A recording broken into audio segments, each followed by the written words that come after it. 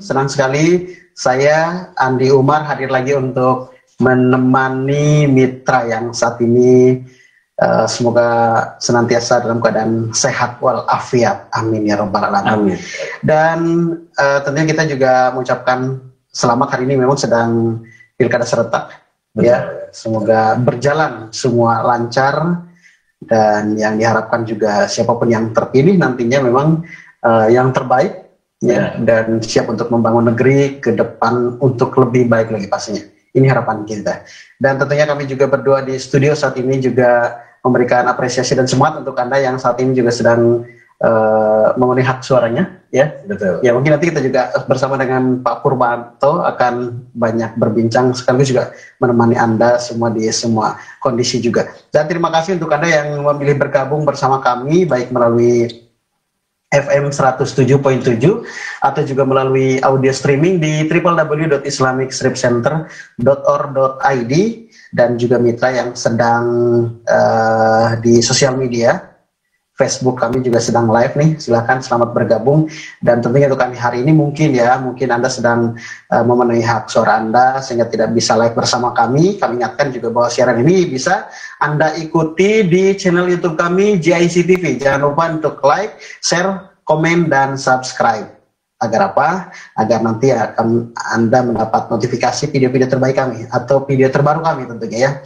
Hari ini spesial kami masih di rangkaian Milad Jakarta Islamic Center yang ke-17 Mitra JC, dan hari ini juga kami melihat bagaimana perjuangan yang hebat luar biasa terus diperagakan orang tua, guru, dan anak didik, sehingga sebuah apresiasi tentunya kami hadirkan dalam sebuah program bincang atau virtual high tech talking. Wah, ngeri nih kalau udah judulnya. Iya ya, kita bicara tapi by virtual gitu kan, karena memang kondisi kita masih seperti ini, sambil juga berharap ke depan kita lebih baik lagi sehingga kita bisa melakukan aktivitas tatap muka dan normal secara keseluruhan begitu, seperti di sebelum-sebelumnya. Tapi pun demikian bukan berarti kita mengurangi aktivitas kita, mengurangi juga dedikasi di mana kita beraktivitas tersebut ya. Hadir di virtual high tech talking hari ini mitra JIC kami hadirkan, beliau juga memang pertama pendidik, beliau juga kalau Andi bilang apa saja selain di BTEK itu apa tuh? praktisi ya tepatnya itu. Baik, ini yang akan kita bincangkan tentang bagaimana how to implementation and utilization digital learning. Ngeri ya. Kita sapa dulu Pak Purwanto. Assalamualaikum Pak Pur. Waalaikumsalam warahmatullahi wabarakatuh. Kabar baik Pak? Alhamdulillah. Andi atau Pak Andi aja nih? Bung Andi boleh, asal jangan Tanda nih. Om Andi boleh ya. Ya, terima kasih Pak Pur sudah memenuhi spesial undangan kita di Milad ke-17 hari ini. Mungkin Pak Pur ingin ucapin selamat dulu mungkin buat JIC. Silakan. Justru itu yang pertama adalah mungkin saya harus mengucapkan dulu nih terima kasih banyak sudah diberi kesempatan di JIC ini untuk memberikan waktunya, meluangkan waktunya di sela-sela Milad ya. JIC yang ke-17 Sweet 17 tentunya nih. Pantas terlihat muda-muda semua nih. Gak jauh dengan usia kita lah Pak Pur. Sehari dua hari. Jadi alhamdulillah ya selama ini mungkin JIC lebih lari ke ranah publik lagi, lebih luas lagi, memberikan informasi-informasi yang bukan hanya sekedar mendidik, tapi memberikan informasi yang mendorong untuk menjadi lebih syar'i, lebih amanah, dan tentunya lebih kreatif. Kelompok-kelompok nih. Amanah besar rupanya ya. Amanah besar rupanya.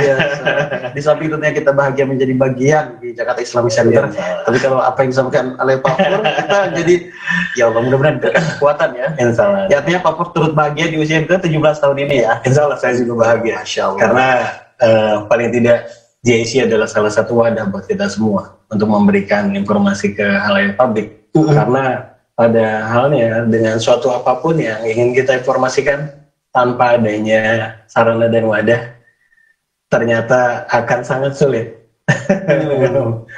Jadi paling tidak informasi digital dan lain sebagainya memang sudah merambah ya Bung Ade ya. Jadi memang dengan tambahan seperti ini teknologi yang lainnya pun, dan tidak terlupakan juga hal radio. Karena radio pada dulu dasarnya memang satu hal yang konvensional ternyata, tapi di saat ini sudah menjadi radio digital dan sebagainya. Dan appreciate sekali untuk JC. Menurut saya di usia yang ke-17. Insya Allah ya. Baik Pak Pur, kita masuk di pembahasan kita hari ini. Kalau Andi sedikit terjemahkan tema kita, bagaimana sih memanfaatkan media pembelajaran gitu kan, dan mengaplikasikan. Tapi sebelum bisa itu kita lihat realita dunia pendidikan saat ini. Kalau Pak Pur melihat nih, di samping karena masih PSBB gitu kan, transisi kita di pandemi COVID, dan juga memang digital semakin maju arahnya. Bagaimana Pak Pur melihat hari ini? Menanggapi hal ini nih ya, Bung Ade, ini sekali lagi kita mengingatkan bahwa sudah waktu lamanya kita merasakan pandemi COVID seperti ini, yang mana di dalam dunia pendidikan pun sangat amat terasa dampaknya. Dan harus diingatkan lagi bahwa saat pertama kali pandemi COVID dan sampai sekarang itu sudah sekitar lebih dari 81% populasi dunia pendidikan terkena dampaknya.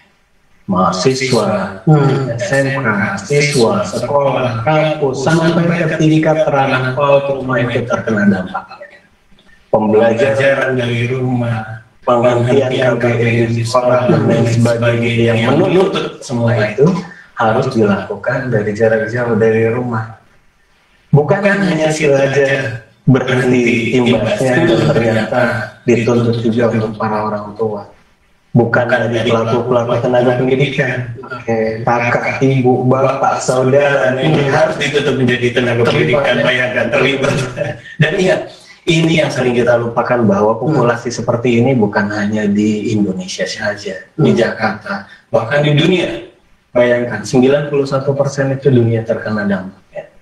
Terlebih lagi yang terlihat saat ini, saat sekarang ya di Indonesia ini, di Jakarta terutama, menuntut dalam segi kreativitas tenaga pendidik, yang mana muasalnya hanya menggunakan metode yang konvensional, menjadi seorang profesional, atau mungkin bisa juga dituntut tidak menjadi profesional.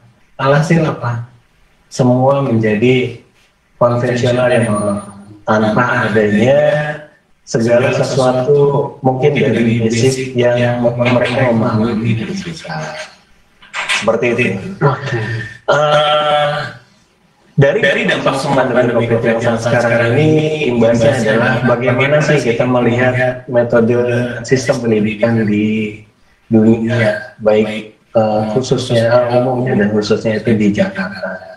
Karena dari berbagai macam metode yang diberikan dari dunia pendidikan, bahkan sampai Menteri Pendidikan sendiri menyarankan untuk yuk sama-sama kita kreatif semaksimal mungkin agar dunia pendidikan ini bisa berjalan dengan baik dan lancar dengan metode A, B, C, dan dengan banyaknya metode seperti itu agar terjadi sistem pendidikan yang pada layaknya dan bisa diterima oleh siswa-siswi kita semua. Akan tetapi kan prosesnya lebih maksimal. Kalau memang itu tidak bisa dijalani dengan proses kayak sistem pendidikan, mungkin bisa jadi betul ada sebuah penurunan baik dari tingkat prestasi, dari tingkat kegiatan belajar siswa, dari penyampaian tenaga pendidik, terutama guru. Ini saya berbicara mungkin karena belum masih ya Mas. Iya, betul. Karena masih hari guru di 20 Desember kemarin. Iya. Betul. Pas ya, kita masih di seputar itu. Betul. Dan kita juga memang masih dalam kondisi pandemi tadi ya. Ya, ini Mitra GIC kami undang kembali untuk Anda bergabung bersama kami di 107.7 FM dan di live Facebook Radio GIC dan audio streaming di www.islamicscriptcenter.org.id, dan kita masih berbincangkan sebuah bagaimana sih pemanfaatan media pembelajaran digital pembelajaran media gitu ya. Agar tadi harapan kita, kalau kita melihat secara global, mungkin kita lebih melihat yang umumnya lebih ke perekonomian. Betul begitu ya Mas. Padahal sesungguhnya di pendidikan pun begitu terasa sangat luar biasa. Sekali. Ada pola pembelajaran yang berbeda, berubah sepertinya. Kalau dulu antara siswa dengan guru begitu terlibat aktif gitu kan, benar-benar, sehingga mungkin beberapa orang tua tidak begitu totalitas seperti halnya hari ini. Tapi balik ke sebuah pembelajaran jarak jauh ini, Pak Pur. Karena kalau tadi salah satu solusi terbaik untuk tetap jalannya sebuah pembelajaran adalah dengan PJJ ya. Betul. Kalau Pak Pur melihat PJJ hari ini? Ya, ini memacu dari surat edaran kementerian ya, Bung Ade, yang sudah kita semua mengetahui bahwa di edaran belajar dari rumah itu di Undang-Undang Pasal Nomor 4 Tahun 2020 tentang dunia pendidikan itu sudah terlihat jelas bahwa sistem pendidikan di Indonesia, khususnya di Jakarta ini, sudah memang harus tetap terlaksana walaupun dengan sudut pandang yang kita sudah ketahui akan sangat teramat sulit penyampaiannya serta implementasinya. Nah, di tema hari ini mungkin kita akan membahas sedikit bagaimana secara pengimplementasian dunia pendidikan pembelajaran jarak jauh ini agar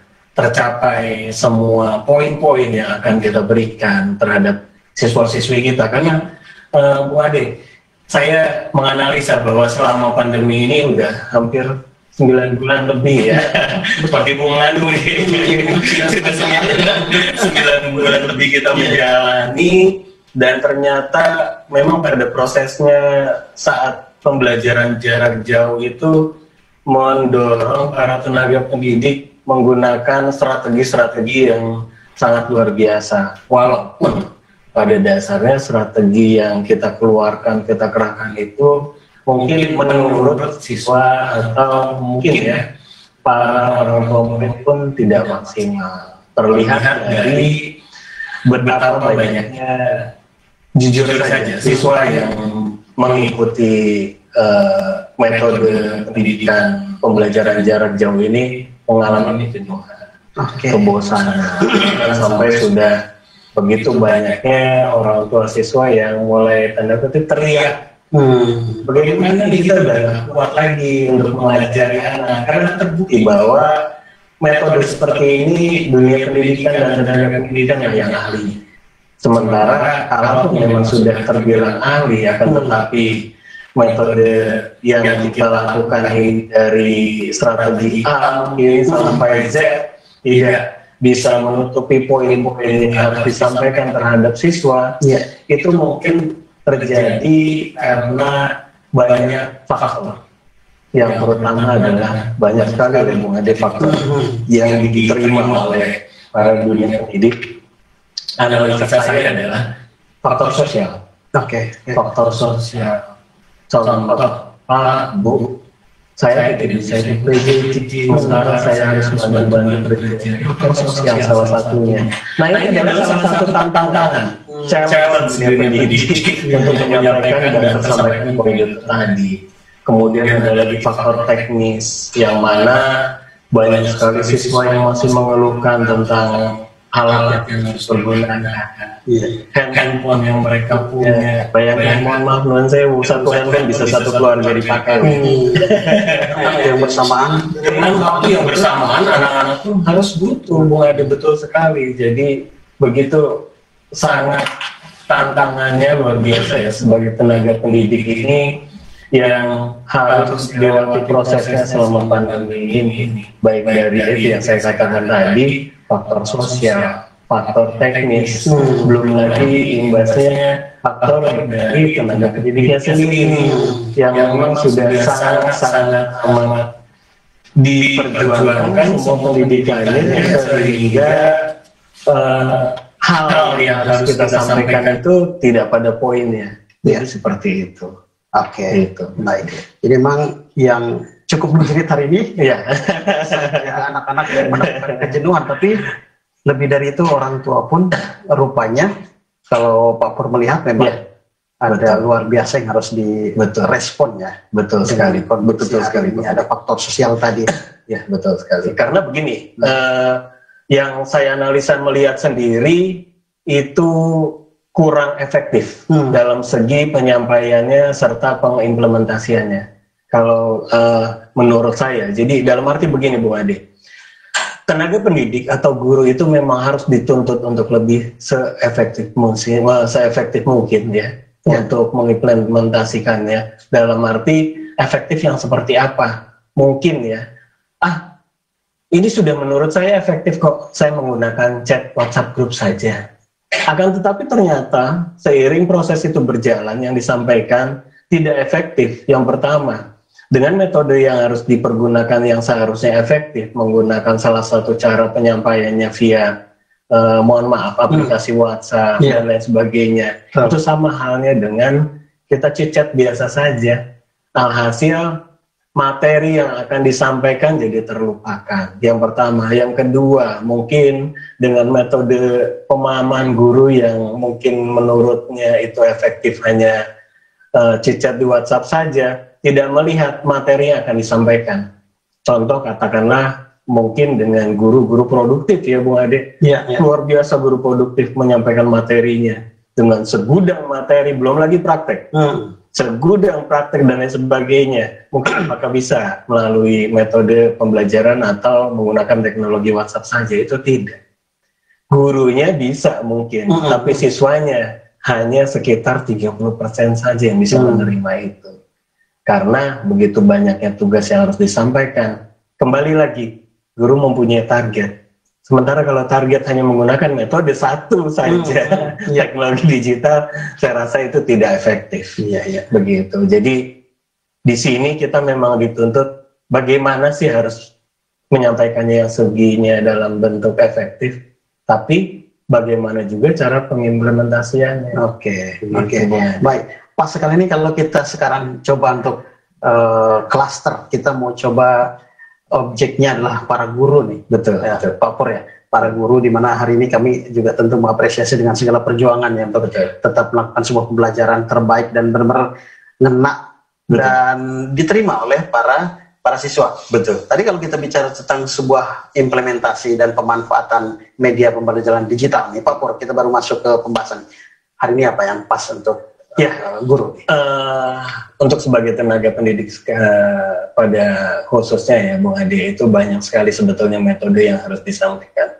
Akan tetapi harus lebih diingat lagi bahwa ketika kita memberikan metode yang efektif, itu harus tahu makna dan tujuannya dahulu. Betul. Jadi seandainya makna dan tujuannya adalah selalu orientasinya atau korelasinya ke target, sulit untuk memberikan materi yang efektif dan efisien.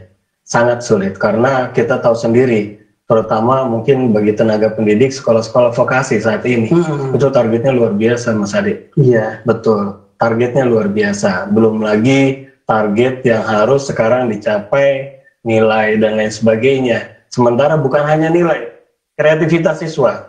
Targetnya seperti apa? Kalau di sekolah dulu mungkin saat offline itu bisa terlihat dari prestasi siswa ketika praktek. Dan sekarang saat PJJ mungkin banyak yang bisa hanya melihat sekitar 30% saja target pencapaiannya para siswa. Maka dari itu saya menerapkan bahwa ada ternyata metode yang tanpa harus membuat tanda kutip ribet penyampaiannya, atau mungkin sulit memberikan penilaiannya karena harus menjalankan praktek dan lain sebagainya. Dan juga banyak ternyata guru-guru yang memang sudah mempraktekkan itu, terutama guru-guru vokasi, guru SMK, guru produktif, katakanlah menggunakan metode aplikasi desain.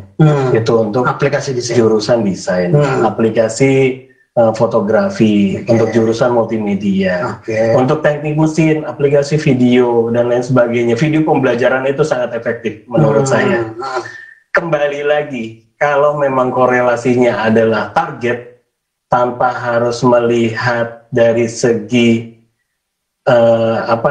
katakanlah prestasi atau segi yang harus kreatif dibuat oleh guru, sangat sulit.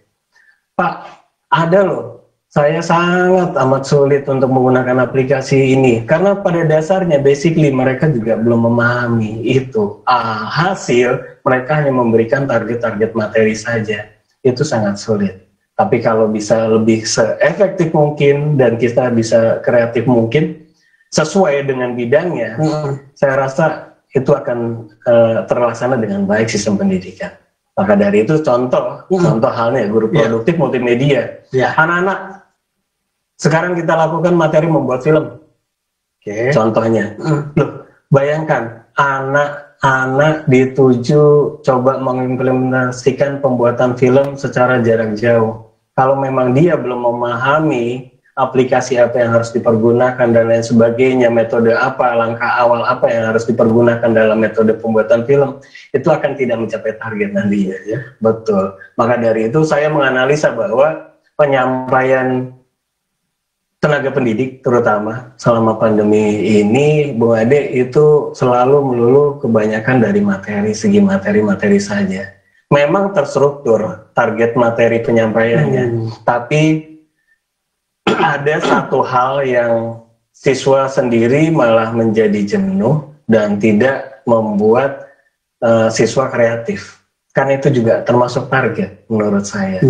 Seperti apa? Yaitu Pak, alasannya saya kurang paham dengan metode ini, saya kurang paham dengan aplikasi ini, saya kurang menguasai dengan teknik desain ini. Nah itu dia.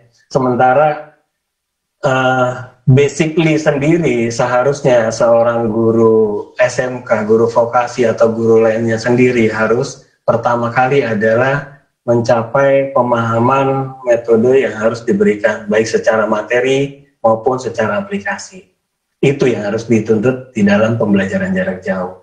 Jadi guna menunjang kreativitas dan penyampaian sistem pendidikan yang maksimal, efisien, harus memahami dua faktor tersebut, materi dan aplikasi digital. Saya rasa itu yang harus dipunya oleh dimiliki oleh guru apapun itu harus aplikasi dan aplikasi dan materi. Dan itu harus tepat ya harus tepat. Misal kalau tadi SMK contohnya, multimedia, mesin elektronik misal, berarti itulah aplikasi yang juga harus dikuasai. Aplikasi harus dikuasai dan saya rasa sudah terbilang banyak ya, Bung Andi, wadahnya aplikasi apapun yang bisa kita cari, sistem apapun yang bisa kita cari untuk mengimplementasikan hal tersebut. Contoh untuk fisika, ada loh ternyata aplikasi yang bisa kita implementasikan dalam bidang fisika. Untuk multimedia banyak, sudah ribuan mungkin di dalam aplikasi banyak. Kemudian untuk aplikasi pembelajaran materi secara prosesnya adalah kita menggunakan banyak sekali e-learning, atau seperti halnya learning management system. Itu banyak, yang mana di dalam learning management system atau LMS itu banyak sekali faktor-faktor mendukung yang mungkin juga tidak harus berbayar. Itu bisa guna dan sangat amat berfungsi menimbulkan kreativitas para guru. Karena yang saya lihat bahwa saya bisanya hanya menggunakan WhatsApp gitu, jadi tidak bisa harus monoton selalu seperti itu. Sementara selama pandemi COVID ini kita dituntut harus seperti itu. Pak, buku saya catatannya udah penuh nih, bagaimana caranya gitu. Nah ini yang harus kita kembangkan di dunia metode digital learning ini. Jadi menggunakan learning management system, menggunakan aplikasi yang sudah disediakan, ada juga banyak yang gratis dan lain sebagainya. Mungkin terlihat anak-anak mulai bosan. Oke, kita menggunakan kuis seperti ice breaking yang menggunakan teknologi digital itu banyak, Mas Adi. Banyak sekali metodenya. Kalau kita bicara dengan keberadaan para guru nih, antara di perkotaan, daerah atau pelosok. Nah, tentu juga jaringan juga akan bicara nih. Betul. Selain tadi kemampuan aplikasi dan materi, terlepas hari ini masih pandemi atau nanti setelahnya. Betul. Nah, ada kendala nggak sih? Pencapaian tentu saja akan berbeda gitu. Jadi yang di kota semuanya agak mudah akses, akan lebih cepat. Nah, bagaimana di daerah? Nah, ini ada satu cerita, Mas Adi. Panjang nih cerita kayaknya. Saya dikasih waktu banyak. Ini ada satu cerita nih, Mas Adi. Kebetulan ada salah satu rekan saya yang memang dia juga praktisi pendidikan dan juga dapat tugas mengajar itu di luar Jakarta. Oke. Mungkin di luar Pulau Jawa. Nah, di situ dia mengalami kesulitan untuk melaksanakan sistem teknologi digital yang pada umumnya mungkin ya kalau di Jakarta sudah sangat mudah sekali dengan membeli paket, kemudian memiliki device, handphone yang kira-kira cukup kapasitasnya, laptop untuk melakukan media pembelajarannya, jalan, selesai. Apapun metodenya tetap berjalan. Singkat atau praktis serta kreatif atau tidaknya tetap berjalan. Ini yang saya sangat appreciate untuk para tenaga pendidik yang ada di luar Pulau Jawa. Yang sampai kemarin dia cerita, Pak Pur, saya itu ditugaskan di daerah Wakatobi. Oke. Itu daerah Kalimantan ya. Dan yang mana dari rumah ke sekolah transportasinya tidak ada pilihan selain perahu. Setelah nyampe ke lokasi, saya harus mencari koneksi. Dan mungkin Pak Pur sangat sulit sekali kalau saya cerita membayangkan koneksi di sini akan sangat minim. Seperti itu. Alhasil tidak kehilangan akal dia. Dari sekolah sampai ke rumah siswa, dia melihat, menganalisa, membuat database yang harus dikunjungi siswanya. Karena itu tadi, sebegitu luar biasanya Mas Andi, rasa tanggung jawab dia agar sistem pendidikan di wilayahnya itu berjalan.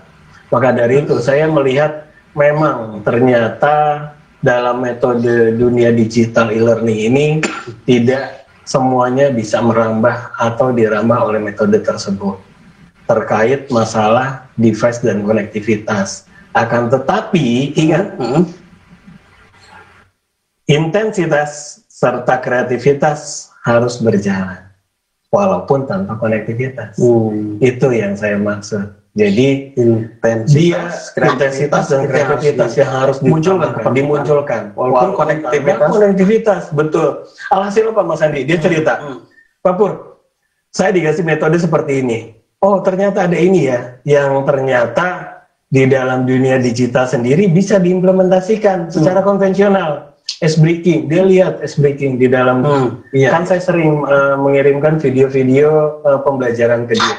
Nah itu diterapkan sama dia ternyata ke dalam konvensional gitu. Jadi kreativitas, alhasil kreativitasnya walau tidak tersampaikan secara konektivitas itu tadi digital dengan cara konvensional yang dia memang sudah takdir ya, sudah harus jalan ke visit ke setiap siswa, ke rumah-rumah siswa dan didorongkan dengan rasa tanggung jawab sebagai seorang guru. Itu berhasil ternyata.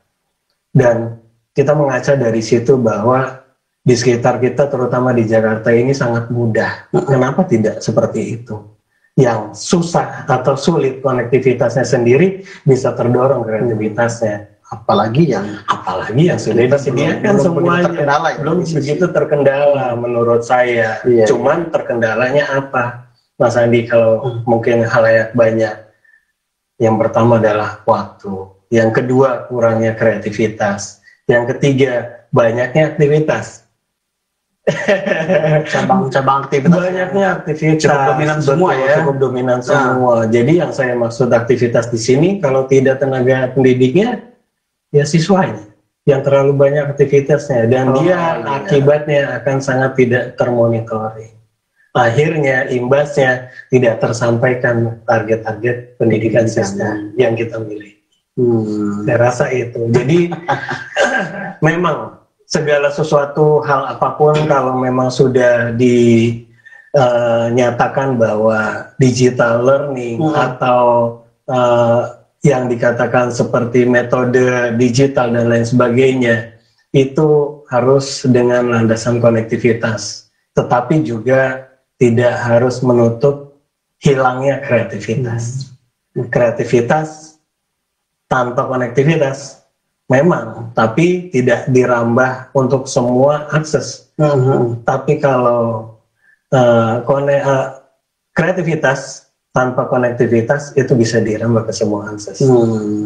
Begitu. Jadi kreativitas harus tetap dipunyai ya. Betul. Walaupun tadi ada kendala, walaupun ada kendala, kegiatan mobilitas yang betul. Masing-masing cabang Betul. ada nggak gurunya karena di anak didik. Di anak didik ya. Tidak anak didiknya hari ini kadang orang tuanya. Betul. Memang ada faktor lain kan. Tadi seperti harus ada saling kerjasama. Oke. Agar terjadi target yang kita inginkan dan membuahkan hasil anak menjadi kreativitas. Iya, betul begitu. Oke, nah Pak Pur sebagai praktisi media digital pembelajaran, begitu kan, juga sebagai pendidik pasti akan langsung bersentuhan dengan anak-anak. Memang biasa melakukan sebuah workshop agak beda memang saat ini kita memang tidak bisa penuh menyampaikan, gitu ya. Pertama memang terkendala waktu, kedua kita juga nggak langsung bisa praktik dengan media pembelajaran, tentu akan beda jauh. Nah Pak Pur sebagai praktisi ini yang saat ini tentu misal untuk guru SD pasti kan berbeda tuh beban target yang harus sampaikan ke murid, beda dengan yang guru SMK. Benar. Nah gimana untuk memisahkan? Ya, kebetulan sekali dari semasa pandemi COVID itu pemerintah sendiri sudah mempunyai kebijakan, Bung Ade. Dalam arti kebijakan tersebut bisa kita implementasikan tanpa harus melihat jenjang atau level. Yang pertama, saya sangat appreciate sekali kebijakan dari pemerintah untuk jenjang tingkat SD sendiri. Bayangkan, mereka justru lebih dahulu kreativitasnya. Ternyata dari segala aspek sudah diberikan wadahnya. Buku, kemudian teknologi video pembelajaran tersedia, siaran TV. Bayangkan TV edukasi. Kemudian video apa saja yang ada di internet mungkin bisa dirambah untuk segala tingkatan. Tapi kalau dari SD itu sudah sangat-sangat appreciate sekali. Bayangkan sekelas tingkat level SD mungkin Bang Andi sampai tingkat SMP yang mereka begitu kreatifnya menyuguhkan dari metode materi yang ada di dalam buku, menuang ke dalam metode digital sampai ke dunia teknologi video dan lain sebagainya, itu sudah sangat saya rasa mencapai target mereka. Anak-anak ikuti siaran TV ini ya, pelajaran kelas 4 SD dengan tematik 2 bab 4, dan ternyata sama. Setelah saya pelajari, oh iya sama ya ternyata dengan di buku. Ini lebih sangat-sangat kreativitasnya terdorong dari tingkatan SD, dan itu ternyata poinnya sudah sangat-sangat bisa dikatakan bisa diterima oleh setingkat level SD. Karena apa pada dasarnya Mas Andi? Terus terang saja, metode materi di sekolah dengan buku dan belajar serta materi yang bisa dikatakan penyampaiannya, mohon maaf, tenaga pengajar mungkin banyak yang belum mengetahui metode belajar pembuatan video pembelajaran sudah ada disuguhkan seperti itu. Itu menjadi daya tarik sendiri. Contoh, orang tua sangat terbantu kan. Nah, kita nonton TV sama-sama, kita nonton film sama-sama. Ternyata yang ditonton film adalah materinya mereka, dan mereka sangat antusias sekali di situ. Tanpa harus membuka buku lagi, sudah dapat poinnya, dapat nilainya, dan juga dapat prestasinya. Itu yang saya lihat untuk setingkat level SD. Betul. Ternyata SD, tingkatan SD, sekolah dasar, bahkan sampai sekolah tingkat lanjutan, Mas Bung Andi, ini sudah sangat tertata, terstruktur, dan appreciate sekali cara penyampaiannya, metodenya. Dan guru pun juga sangat terbantu. Akan tetapi ada satu lain hal yang memang disuguhkan di dalam tingkatan level tertentu, contohnya tingkatan level SMK, itu mungkin metodenya sangat amat mendorong tenaga pendidik khususnya. Maka dari itu tenaga pendidik justru harus lebih kreatif lagi untuk mengikuti metode. Bayangkan, mungkin sudah pernah dengar guru digital, dan mungkin juga sudah pernah dengar guru YouTuber. Itu selama pandemi sangat amat luar biasa aksesnya. Guru YouTuber, guru vlogger, guru digital, terdorong dari itu tadi Pak Andi, ternyata metode yang memang harus dikembangkan oleh guru yang bersangkutan. Karena apa? Ternyata yang ingin disampaikan atau target yang ingin disampaikan ke dalam dunia kejuruan atau dunia anak-anak yang harus tingkat profesionalismenya tinggi, guru pun harus lebih dari itu. Sementara yang didapat oleh guru pun saya rasa masih belum cukup untuk tingkat SMK. Begitu Mas Andi. Jadi agak berbeda memang. Agak berbeda memang. Untuk dari tingkatan level kelas menengah sampai kelas dasar. Begitu Mas Andi. Jadi sangat support ya Pak Pur kalau ternyata makin ke depan banyak bermunculan guru-guru YouTuber, vlogger atau blogger juga. Nah, sejauh ini gimana tumbuh kembangnya? Sudah cukup? Alhamdulillah.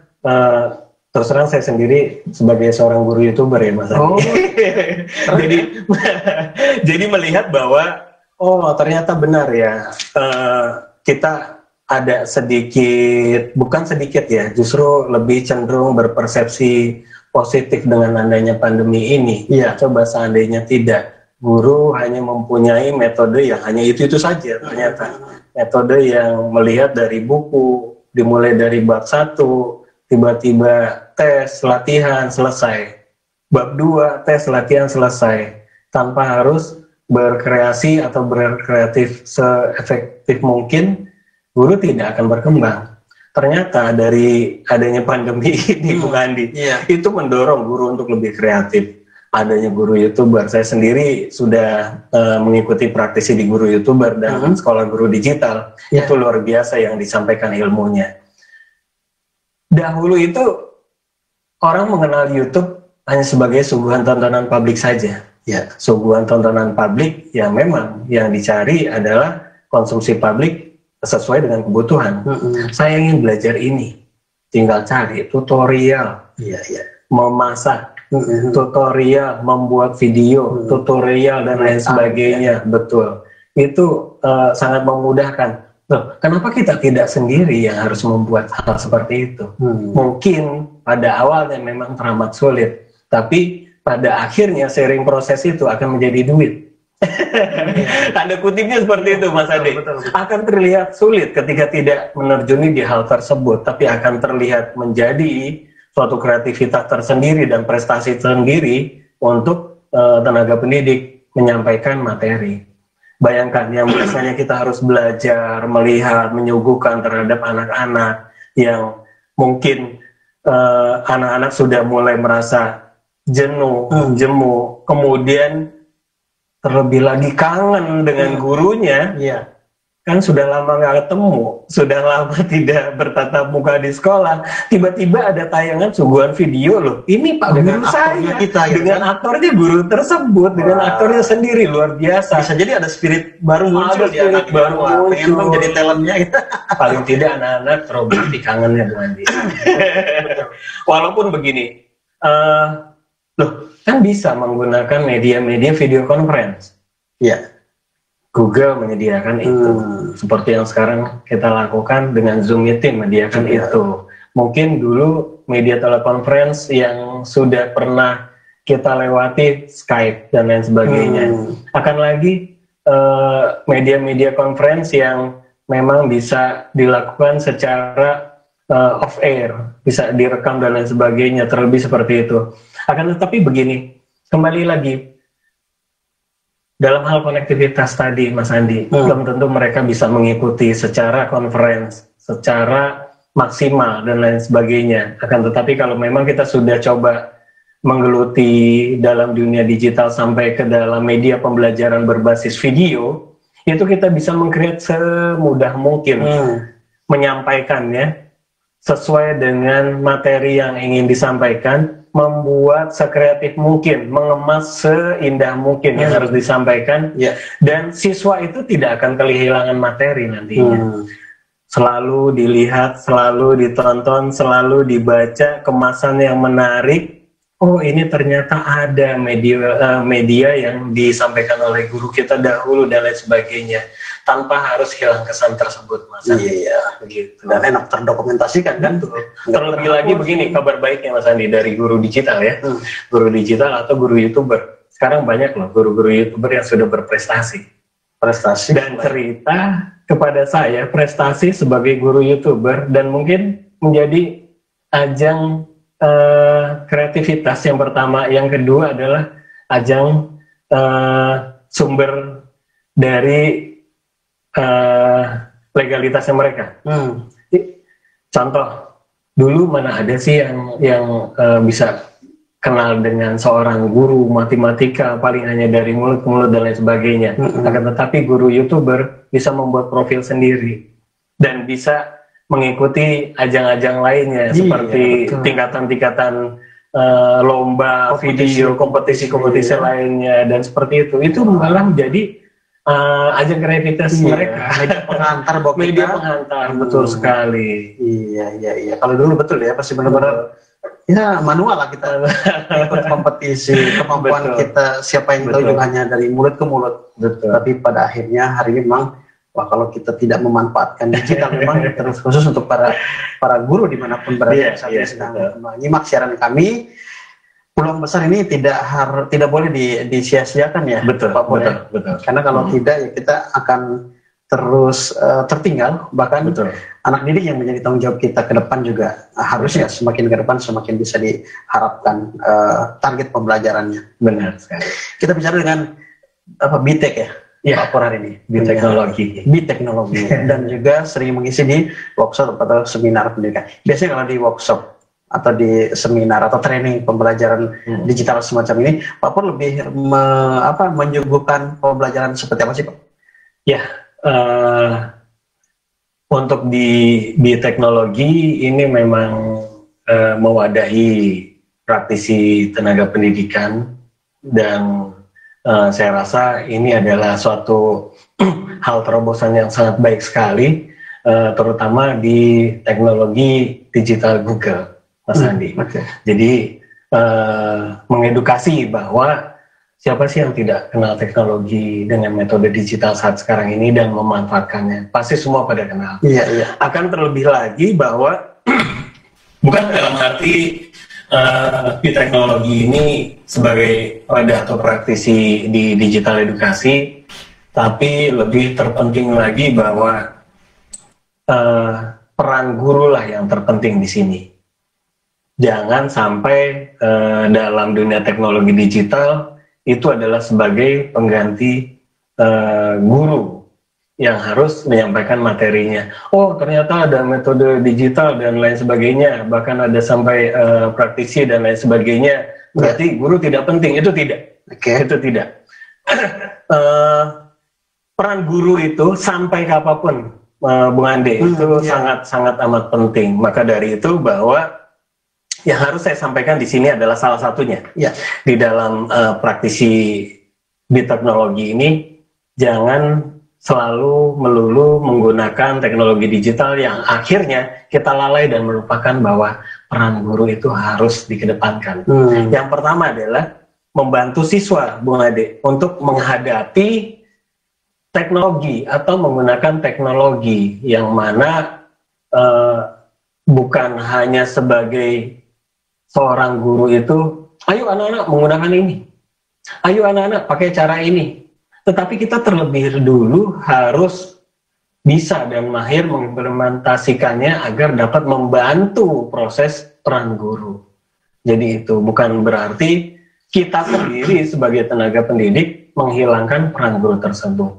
Akan tetapi harus membantu menggunakan metode tersebut untuk sebagai guru berperan di dunia teknologi digital. Itu yang pertama. Yang kedua adalah melibatkan siswa, Mas Andi, untuk belajar lebih efektif dan efisien.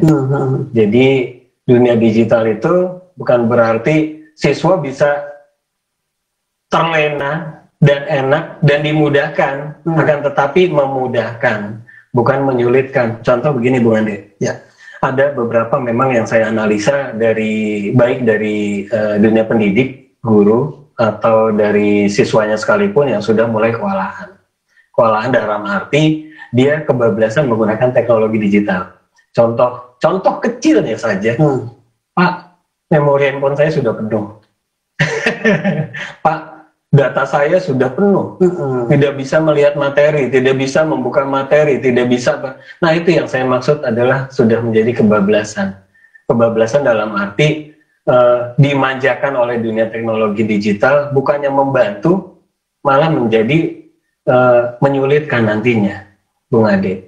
Nah, itu adalah kita harus tahu betul bahwa peran guru di dalam dunia teknologi ini seperti apa.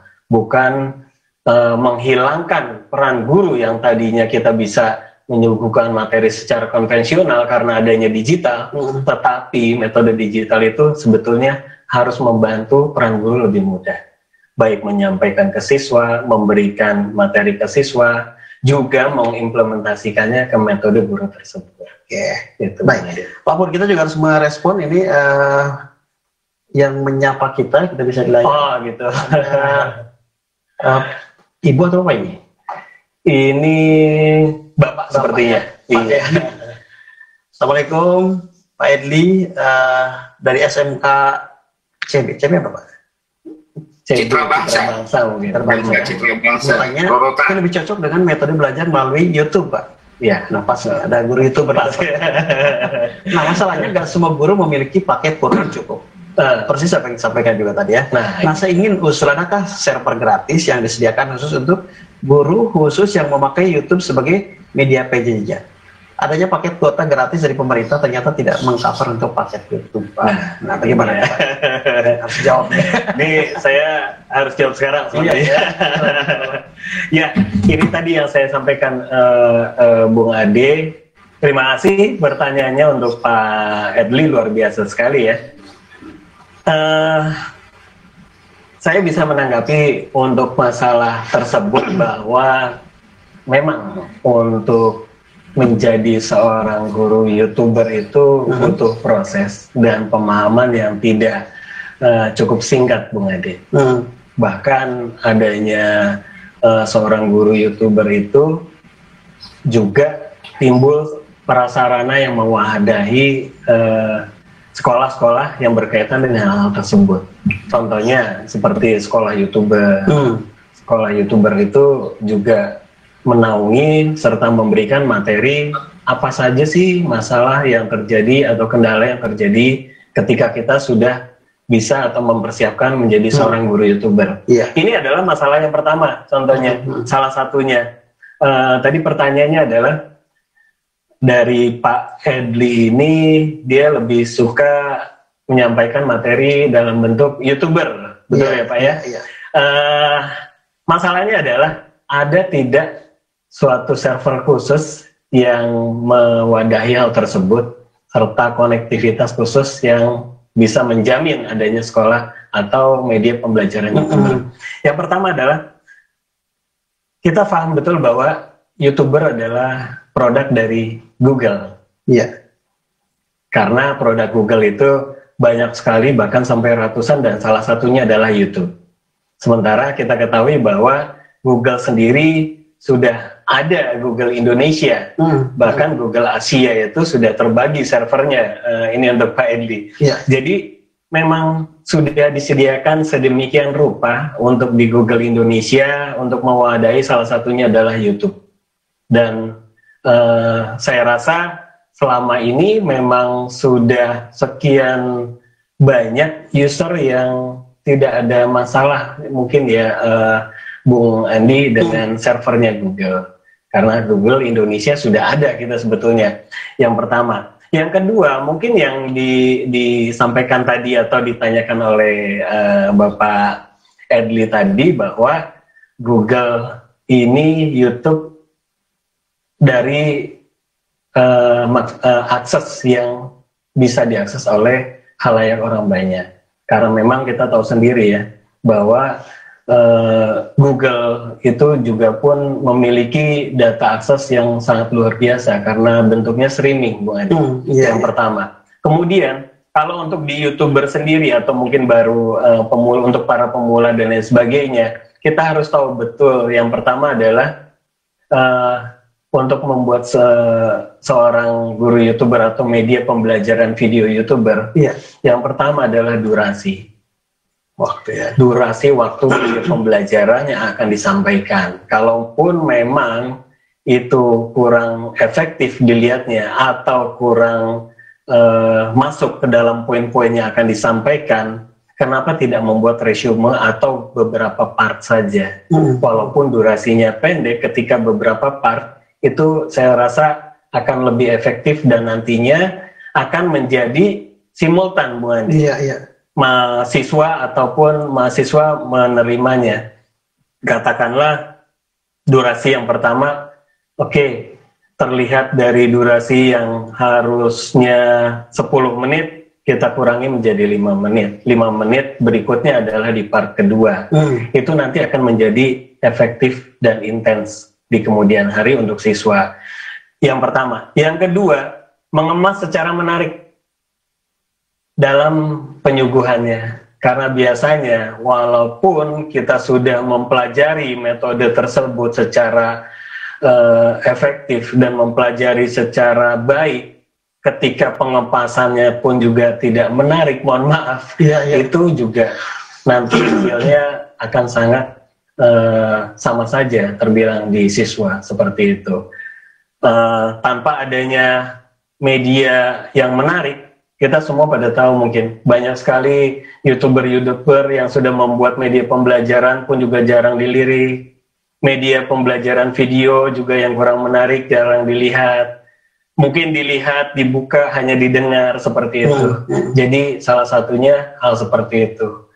Yang kedua, pertanyaan tentang konektivitas tadi ya. Tentang konektivitas. Baik, sebenarnya dari kebijakan pemerintah sendiri sudah menyediakan, Bung Ade, dengan media konektivitas paket Merdeka Belajar, yang mana paket Merdeka Belajar ini saya sangat luar biasa appreciate-nya. Merdeka Belajar itu menyediakan paket kalau tidak salah sekitar 30 giga untuk paket belajar sendiri, dan diantaranya adalah YouTube. Seperti itu. Paket 30 giga itu kalau menurut saya, dan itu juga mungkin sudah hasil analisa dari kebijakan pemerintah sendiri, sangat amat cukup seperti itu. Akan tetapi kembali lagi terdorong memang dari segi kreativitas guru yang sudah sangat luar biasa intens dan antusiasnya, itu juga sudah sangat kurang mungkin untuk saat sekarang ya, Bung Andi ya. Contoh, kalau memang konektivitasnya itu disuguhkan hanya dalam bentuk file, data, itu mungkin cukup. Tapi kalau sudah bentuk dalam video atau mungkin streaming dan lain sebagainya, itu sangat kurang. Maka tadi untuk mengantisipasinya adalah membuat video pembelajaran yang mungkin dikurangi durasinya, seperti itu. Kalau terkait mengenai jaringan, server, dan lain sebagainya, tergantung dari zona coverage dan penerimaannya dari masing-masing wilayah, Bung Adi. Betul, karena ada juga loh yang memang paketnya besar, konektivitas besar, tapi tetap handphonenya tidak sanggup. Ada juga yang handphonenya sanggup, paketnya besar, sinyalnya kecil, nggak bisa juga. Ada yang sinyalnya kuat, Bung Ade, handphonenya kuat, paketnya nggak cukup. Memang kondisi-kondisi seperti itu yang menjadi dilema dan belantika kita ketika menjadi seorang profesional atau guru profesional, guru yang lebih kreatif. Challenge-nya seperti itu. Saya rasa itu saja, bukan? Baik, Pak Edli. Terima kasih Pak Edli, pertanyaannya sudah luar biasa. Pak Edli masih berikan satu tanggapan kembali untuk kita. Bisa nggak sih katanya diusulkan nih Pak nih? Diusulkan nggak adanya pelatihan PJJ melalui YouTube dengan metode efisiensi dan efektif dalam penghematan kuota tapi tanpa mengurangi bobot kualitas belajar. Mungkin di teknologi bisa sebuah training yang memang khusus untuk pembuatan sebuah itu. Penting nih Pak, kalau mungkin saya sangat mengapresiasi dengan Pak Edli, juga mungkin akan banyak muncul guru-guru YouTuber setelah siaran kita nanti. Mungkin Pak Anto, Pak Pur, bisa nggak sih memberikan sebuah pelatihan khusus untuk siap, misalnya Ini pertanyaannya usulan ya sepertinya ya. Betul. Bisa diusulkan nggak Pak adanya pelatihan PJJ melalui YouTube dengan metode efisiensi dan efektif dalam penghematan kuota, tetapi tanpa mengurangi bobot kualitas pembelajaran. Nah, untuk di teknologi kebetulan beberapa kurun waktu kita sendiri pun juga sudah diundang di beberapa workshop Bu Ade untuk metode pelatihan ini. Jadi beberapa metode pelatihan yang disuguhkan oleh di teknologi ke sekolah-sekolah sendiri terkait berjalannya sistem pembelajaran jarak jauh, ya tentunya dengan metode produk dari Google. Rata-rata seperti itu, kebanyakan seperti itu. Jadi produk dari Google-nya sendiri itu antara lain adalah YouTube salah satunya, kemudian Google Form, kemudian ada lagi Google Meet untuk conference, kemudian ada lagi Google Education. Itu banyak metodenya, tapi kebanyakan rata-rata seperti itu Bung Ade. Sekolah memintanya ya yang praktis-praktis saja, yang efisien saja. Karena pada dasarnya begini, Bung Andi, saya sendiri menganalisa bahwa yang harus disuguhkan oleh tenaga pendidik, guru pada khususnya, itu selama pandemi sudah dibatasi. Contoh metode pembelajaran mungkin banyak, akan tetapi durasi waktu pembelajaran yang dibatasi. Jadi mereka sendiri sangat amat kewalahan untuk menyampaikan hal tersebut. Alhasil, saya sendiri, kami dari Biteknologi melihat menganalisa seperti itu. Oh, baik kalau begitu, kita memberikannya pun juga yang praktis. Akan tetapi tanpa mengurangi kaidah-kaidah yang akan disampaikan oleh siswa nanti. Bahkan tidak mengurangi rasa profesionalisme sebagai seorang guru digital nanti.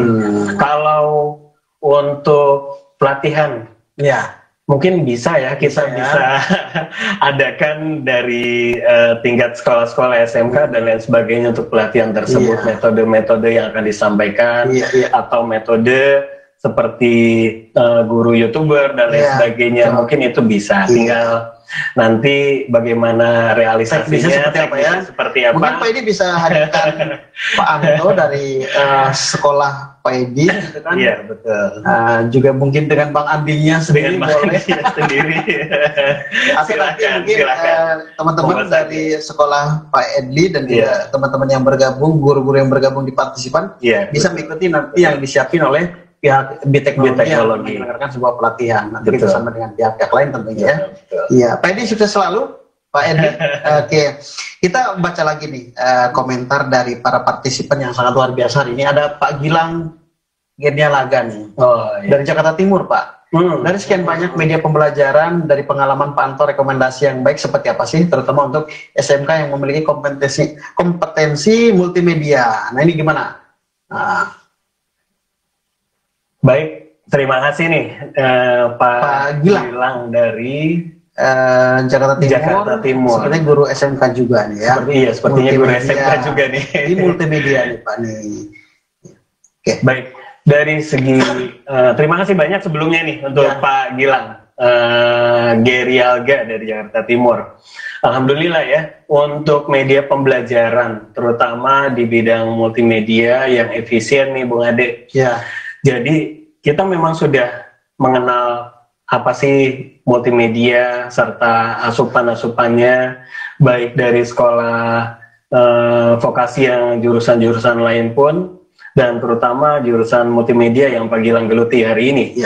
Saat ini mungkin ya, yang kita ketahui bahwa untuk multimedia itu pasti sudah ada kaitannya dengan teknologi video, ada kaitannya dengan teknologi desain, ada kaitannya dengan teknologi program, yang mana di teknologi ini sendiri pun menggeluti bidang kesemua itu, Bu Ade. Jadi kita ketahui bahwa ketika teknologi dunia digital atau multimedia yang kaitannya dengan dunia video, itu banyak sekali aplikasi yang harus atau akan digunakan. Kemudian di dunia desain pun juga sama. Banyak sekali aplikasi yang memang saat pada konvensional atau pada saat dahulu akan sangat kesulitan untuk memberikan materi tersebut. Akan tetapi di saat zaman teknologi digital ini sudah sangat luar biasa aplikasi yang disuguhkan. Bukan hanya aplikasi pada saat offline saja, Bung Andi, ternyata. Dan saat pandemi belakangan ini pun banyak sekali sekolah-sekolah atau kelas-kelas yang membuka metode pembelajaran di bidang multimedia. Seperti kelas desain, kelas fotografi, kelas sinematografi, juga tidak menggunakan metode pembelajaran atau aplikasi pembelajaran yang sulit. Tetapi metode pembelajaran yang sangat sederhana, serta aplikasi yang mudah dipergunakan. Kalau memang tidak mau yang bisa atau memiliki metode atau peralatan yang mungkin saat sebelum pandemi kita gunakan, tapi di pandemi kita gunakan ini dengan perangkat handphone pun bisa. Aplikasinya pun ada di handphone. Salah satunya ya aplikasi desain grafis itu banyak ya, Bung Ade ya, di Play Store ya, yang pada umumnya kita pergunakan aplikasi desain itu desain foto, photogrid, desain Canva, kemudian ada lagi yang namanya PixArt, ada lagi yang namanya MyCam atau dan lain sebagainya. Seperti itu, banyak sekali produk-produk yang disuguhkan. Dan saya rasa ini pun juga menjadi dasar untuk memudahkan mengimplementasikan guru dalam penyampaian materinya. Contoh, kalau seandainya di dalam metode pembelajaran saat sebelum pandemi, siswa multimedia dituntut untuk bisa menggunakan program editing. Katakanlah, itu kan membutuhkan yang pertama software editing yang harus mumpuni. Yang kedua, device, dalam arti komputer yang mumpuni juga. Yang ketiga, waktu dan ruang, tempat dan lokasi juga yang cukup. Akan tetapi di dalam pengimplementasiannya selama pandemi COVID ini, karena belum bisa bertatap muka, kita bisa memanfaatkan metode-metode yang sangat minim mungkin aplikasinya. Contoh, aplikasi video editing di dalam handphone banyak. Ada yang namanya Lightroom, ada yang namanya Photoshop Express, ada yang namanya Cam Studio, dan lain sebagainya. Dan fitur di dalam aplikasi tersebut saya rasa sudah cukup bisa dipelajari terhadap siswa kita. Bahkan kita sendiri sempat belum mempelajari, sudah ketinggalan sama siswa. Siswa sudah mahir, Bung Ade, membuat vlog dan lain sebagainya, membuat video, apalagi membuat konten-konten, terus untuk menjadi konten kreator yang luar biasa. Kita ketinggalan malah. Nah, dari situ saya menganalisa bahwa ternyata mudah ya mengajarkan siswa vokasi yang jurusannya terutama multimedia. Karena apa? Mereka itu sudah terbiasa di situ ternyata. Membuat konten video TikTok, bayangkan. Bung Ade punya akun TikTok. Itu sudah sangat, nah itu dia. Saya sudah sangat luar biasa menganalisanya. Wah, ternyata anak kita semakin mudah gitu untuk membuat konten tersebut, untuk membuat video tersebut. Kemudian beberapa hari terakhir ini saya sempat diminta untuk mengadakan pelatihan workshop bagi para guru malah untuk membuat video konten kreator. Saya di situ menggunakan, mungkin Pak Gilang di sini sudah terbiasa dengan namanya aplikasi KineMaster ya. Kayaknya Pak Gilang udah wajah-wajah ini ya. Sudah wajahnya wajah-wajah multimedia nih. Jadi kemarin itu Bung Ade sangat amat antusias guru tersebut untuk membuat konten video kreator yang menggunakan aplikasi yang mudah ternyata. Sampai mereka itu, loh Pak, ini pelajaran anak saya mahasiswa di Universitas Kristen Indonesia loh. Ternyata saya dapat video ini. Nah, bayangkan untuk sekelas mahasiswa dan universitas perguruan tinggi pun bisa mengimplementasikan seperti itu, kenapa kita tidak? Iya. Gitu. Jadi ternyata implementasi hal yang mudah dan cara yang mudah itu tidak harus selalu melulu dengan menggunakan media serta aplikasi yang mungkin sesuai dari materi yang harus didapatkan dengan siswa, tapi mungkin Mas Gilang yang sudah sangat bisa mahir menggunakan aplikasi yang sudah disediakan di dalam aplikasi-aplikasi handphone. Iya, seperti itu saya rasa. Baik. Kita sudah hampir berada di penghujung kebersamaan, Pak Anto, Pak Pur. Kita mau menyapa Pak Hidayat Nur Sedianto. Pak Hidayat juga salam kenal dari kami berdua di studio. Pak Purwanto, bagaimana sih PKR Multimedia di mana aja? Ya, baik, mungkin di sini kami juga sebentar kita bicara ini. Kita juga sebenarnya sangat membuka ya Radio JIC untuk multimedia. Untuk seperti multimedia. Dulu ada siapa ya? Mungkin Pak Purwanto juga pernah mencoba ya. Karena mungkin kondisi pandemi ini kita belum bisa membuka ini Pak Hidayat. Mungkin Pak Hidayat nanti melalui Pak Pur bisa juga sinergi dengan Radio JIC ya. Baik. Oke, sekarang Pak Pur. Ini pertanyaan yang luar biasa ya untuk Pak Hidayat ya. Apa kabar Pak Hidayat? Semoga sehat terus di sana. Pak Pur. Saya bisa coba memberikan gambaran untuk SMK vokasi dimanapun berada, yang terutama khususnya adalah vokasi jurusan multimedia. Karena ini mungkin Bung Ade, ada beberapa memang sekolah-sekolah vokasi yang jurusan tersebut akan tetapi sangat kesulitan dengan mencarinya prakerin di bidang atau yang selinier dengan jurusan tersebut. Yang dimaksud oleh Pak Hidayat di sini mungkin adanya bidang multimedia. Saya rasa kita sudah mengetahui ya, karena persepsi multimedia yang ditangkap oleh siswa kebanyakan adalah hanya di dalam dunia film, hanya di dalam dunia broadcast, hanya di dalam dunia entertain. Saya rasa persepsi yang seperti itu haruslah dikembangkan, bahwa multimedia pun bukan hanya di ranah broadcast dan entertain saja, tetapi juga di dunia advertising. Contoh, dunia percetakan, dunia desain grafis, dan lain sebagainya. Dan kita ketahui bahwa tempat-tempat wadah yang menyuguhkan hal tersebut itu sudah sekian banyak, Bung Ade. Contoh, kalau memang di dunia film, tempat stasiun TV sudah banyak.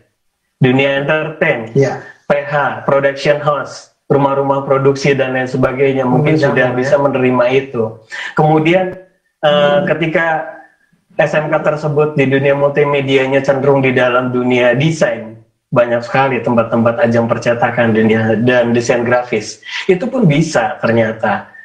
Kemudian ada lagi yang di dunia teknologi, TIK, perakitan komputer, dan lain sebagainya. Dan multimedia juga masuk meranah ke dalam teknologi perakitan tersebut. Saya rasa banyak sekali di dunia multimedia di dalam bidang-bidang yang harus digeluti atau linier sesuai dengan bidangnya tempat prakarya tersebut, tidak hanya selalu di dalam dunia broadcasting saja, tetapi di dunia advertising, di dunia percetakan, dunia program dan lain sebagainya pun juga bisa mungkin kita tujukan ya, Bung Ande.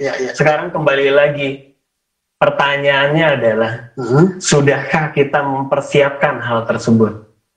Nah, itu dia. Dari pihak sekolah. Ya, sudahkah kita mempersiapkan hal tersebut? Karena yang saya lihat dari pengalaman saya serta analisa saya bahwa banyak sekali wadah-wadah yang mewadahi atau tempat perusahaan yang mewadahi untuk siswa-siswa SMK, bukan hanya multimedia saja, akan tetapi banyak juga dan tidak sedikit juga yang mereka ternyata belum siap, yang juga belum katakanlah mempersiapkan diri di dalam tempat prakarya tersebut.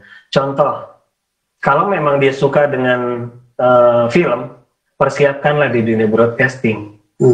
Agar di dalam prakeri nanti di dunia broadcasting paling tidak sudah mengetahui basicnya. Yang kedua juga sama, ketika di dunia advertising, percetakan, jadi dari sisi desain, pelajaran desain grafis, metode desain grafis, percetakan dan lain sebagainya, pelajari dengan serius agar bisa mempersiapkan diri ketika kita masuk ke dalam ranah praktek kerja lapangan di dunia tersebut. Begitu juga di dunia-dunia lainnya. Saya rasa seperti itu ya, bukan hanya multimedia saja, Bung Ade. Saya rasa itu saja jawabannya. Jadi paling tidak banyak sekali yang mewadahi di dunia multimedia. Terlebih lagi persiapkan dulu ketika masuk ke ranah multimedia tersebut. Keren. Ini juga sebenarnya menjawab pertanyaan dari Pak Gilang. Yalda tadi hampir sama ya. Karena beberapa perusahaan belum membuka untuk PPL atau PKL betul siswa atau para mahasiswa ya. Betul. Iya, baik. Tapi insya Allah juga setelah ini akan lahir virtual teacher talking ya. Bicara tentang bagaimana banyak hal dunia guru.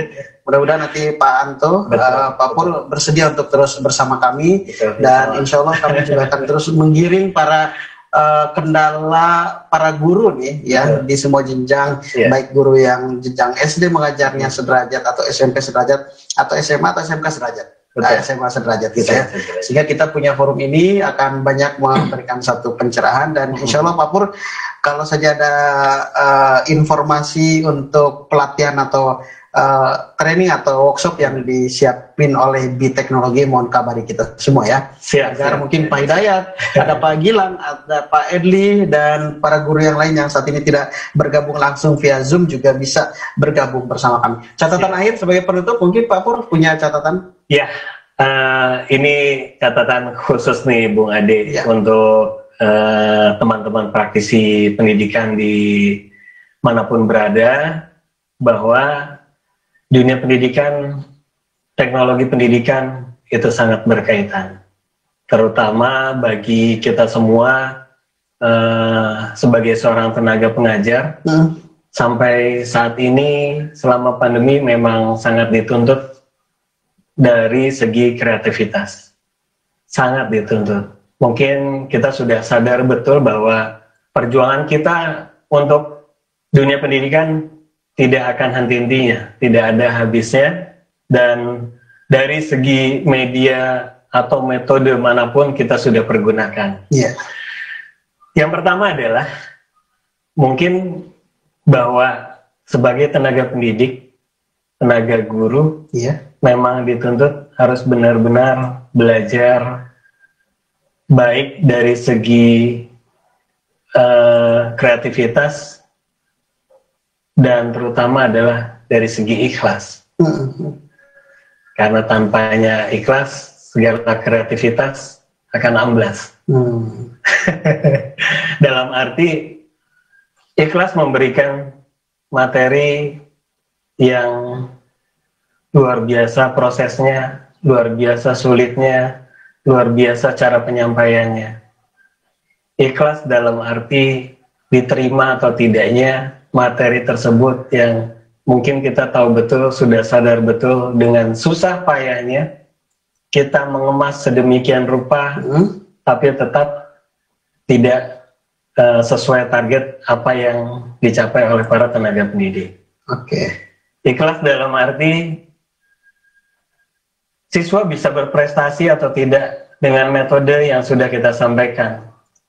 Paling tidak ada beberapa penyampaian yang sangat amat kurang sekali dicapai selama pandemi ini, bahkan sampai tingkat sekitar 80% turunnya prestasi siswa. Mungkin dari situ kita sudah maksimal sebenarnya Bung Ade untuk menyampaikannya, dalam arti menyampaikan materi dari segi metode yang sudah disampaikan oleh Kementerian Pendidikan sendiri, bahkan sampai di luar kerana itu juga kita sudah sampaikan, bahkan sampai metode-metode di luar dari ranah itu. Itu pun juga kita harus ikhlas. Paling tidak apa yang sudah diberikan oleh tenaga pendidik serta pengajar dan guru-guru sekalian bahwa semuanya tidak lain tidak bukan untuk menambah prestasi dan kreativitas siswa. Paling tidak, kalau kita jalankannya sudah ikhlas, pasti akan membekas. Membekas dalam arti membekas prestasinya, membekas kreativitasnya, juga membekas nilainya. Itu saja. Baik. Terima kasih Pak Purwanto sudah hadir di studio, sudah memberikan pencerahan buat Andi Umar dan seluruh mitra yang bergabung, juga terus para guru yang sudah bergabung bersama kita. Kita mau ucapkan terima kasih juga nih untuk Pak Edli Yatna Elan Dahlan. Dan juga kami aturkan terima kasih untuk Bang Gilang, Bapak Gilang, terima kasih. Dan juga tadi Pak Hidayat ya, Pak Nur Hidayat. Insya Allah kita akan jumpa kembali di pertemuan berikutnya. Tadi ada nomor kontak saya, mungkin bisa di save dan kita akan bisa bergabung nanti. Siap. Insya Allah di next pertemuan ya, dengan konsep yang tentu akan lebih banyak lagi. Kami pamit berdua undur diri dari Ruang Dengar Mitra JC dan terima kasih, dan jangan lewatkan juga untuk siaran kita bisa diikuti, diakses di channel YouTube kami di JIC TV. Jangan lupa untuk like, share, komen, dan subscribe untuk terus kemanfaatan program-program kita. Siap. Pamit kita berdua. Wassalamualaikum warahmatullahi wabarakatuh. Assalamualaikum warahmatullahi wabarakatuh. Terima kasih. Terima kasih sama-sama. Ya, kita mau sapa dulu nih Pak Edi. Gimana Pak Edi? Apa kabarnya? Mungkin bisa di-unmute.